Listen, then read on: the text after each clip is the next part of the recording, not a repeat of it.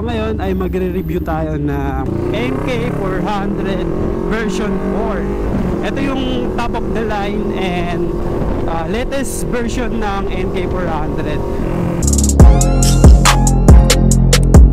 What's up guys? It's your boy Motich. So ngayon ay magre-review tayo na bike. Ang gamit natin bike ngayon is NK400 version 4. Ito yung top of the line and latest version ng NK400. Ito naka TFT display na. 2022 up ng NK400, mga TFT display na. Ayan, naka dual disc na rin to. Ayan o, EBS harap likod to. Yan, ito yung harap niya, napaka-pogi men, di ba? So, ang kagandahan dito is naka TFT display na rin to. At makikita mo yung tunog kasi naka full system na rin to na pinagawa natin sa 01 Moto. And makikita mo yung display niya, napakaangas, di ba? Lalabas yung CF Moto 400 NK. Ayun yung Eco mode, ito yung Sport mode. Ayan yung pinagkaiba dito kasi kung gusto mo ratratan, ayan, Sport mode. Pero kung gusto mo matipid lang, Eco mode. Ito yung mga settings niya. Like this, information, navigation, yan, mga settings. Tapos, ibaback mo lang. Ang kagandahan dito is siyang manavigate through phone. So, ita-test drive natin yung unit na to. Yan o. Ito yung tunog niya. Diba? Napakaangas. So, titry natin i-test drive ang unit na to.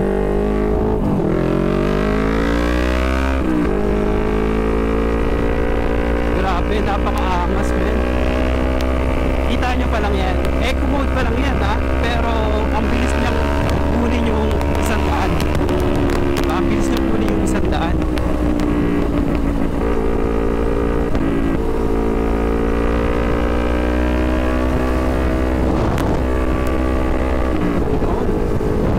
Ang isa rin sa nagustuhan ko dito, napakagaan niya men. Compare sa mga oldest na model ng NK400, yung mga version 1, version 2, version 3, medyo mabibigat. Pero ito, napaka lightweight niya. And ang kagandahan dito, napaka smooth na ang ano niya, ng gearing shifting niya.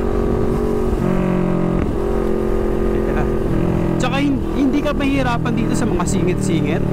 Kasi komportable niya isingit. Lalo na sa mga ganito na daan, di ba? Ayan o. Napaka-smooth niya lang isingit-singit. Tsaka ang kagandahan dito is responsive ba? Ayan o. Responsive siya. Tsaka ang gaan niya lang, bilis niya lang palitan ng gear. Ayan.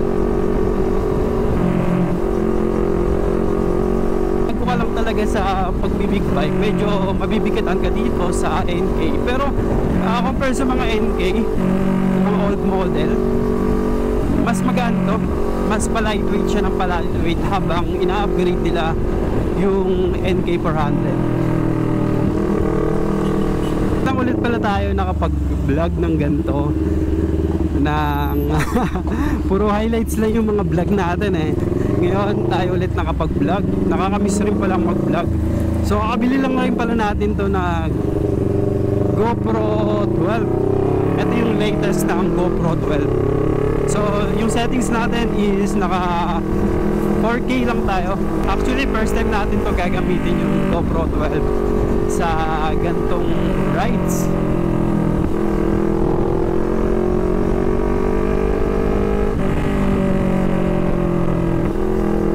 Medyo matraffic gantong hapon ah. Masasabi kong napakaganda sa NK na to nagamit natin kasi ito easy to maneuver lang, madali lang siyang isingit-singit gano'n. Yan. Tsaka napaka-responsive na medyo may delay konti pero normal lang sa NK400 ay yung ano, medyo delay yung throttle, konti lang naman. Pero itong B4 masasabi ko na responsive naman. Malakas rin yung responsive na ito compare sa mga old model. Syempre pag mga bibili kayo ng big bike, ang mga suggest lang talaga na need na i-upgrade is yung, kasi yung pipe na ito nasa 10 kilograms ata, kaya pinalitan natin to ng lightweight na mga 3 kilos, 5 kilos, ganon. Ang pinag-upgrade lang nila is yung TFT tsaka itong button na to. Ito, ikiklik mo lang ito ng mga 3 seconds. Yan, makikita mo na yung ano niya, information. Pero ang kagandahan dito kasi kahit kinlik mo yun, makikita mo pa rin yung tinatakbo mo. Yan. Tapos yung gear indicator, yung fuel, tapos yung higit sa lahat, yung temperature ng motor. Tapos ito yung mga button kung ibababa mo. Yan, mga information nya kikita pa rin, tsaka yung date. Ayan, 3:44 na. Tapos kung ibabalik mo lang, i-click mo lang to. Yan. So ito-try naman natin yung, ito yung view ng sport mode, di ba? Napaka-angas. May kita mo yung auto, yung LPL, kilometers, ganoon. Tapos yung temperature. Yan. Napakaganda, di ba? Nag-aapoy. Nag-aapoy sa baga. So, syempre, mga matraffic, ganoon. Tsaka ganito yung itsura ng daan. Kaya ini-eco mode lang natin.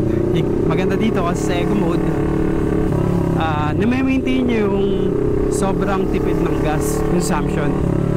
Kung gusto nyo masubukan yung sobrang lakas ng motor, pwede yung sport mode. Doon makikita nyo at masusukat nyo yung potential ng isang motor na to. Pero kung sa mga gantong biyahe, traffic, yan, eco mode lang tayo.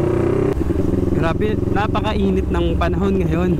At dahil sa panahon at sobrang init, yung GoPro natin, namamatay siya kasi nadidetect niya yung too hot temperatures. Yan, kaya medyo namamatay-matay siya, or usa siyang namamatay para maiwasan yung paglobo ng battery. Ay yung safety features ng GoPro. So yun lang. Maraming salamat sa panunood.